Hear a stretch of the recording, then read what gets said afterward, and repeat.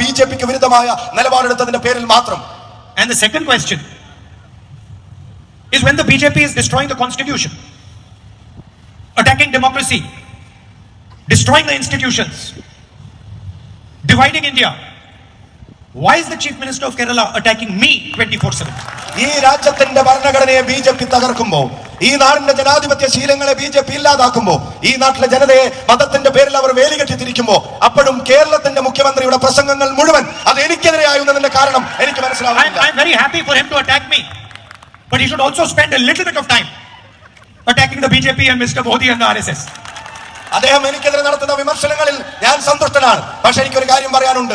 എപ്പോഴെങ്കിലും ഒക്കെ ബിജെപിക്കും RSSനും എതിരെ കൂടെ എന്തെങ്കിലുമൊക്കെ ഒന്ന് മൊഴിയണം എന്ന് കൂടെ അദ്ദേഹത്തോട് പറയാൻ ആഗ്രഹിക്കുന്നു. മോഡിക്കെതിരെ ഒരു വിമർശനവും പേര് പറഞ്ഞ് കേരളത്തിന്റെ മുഖ്യമന്ത്രി നടത്താറില്ല. Finally,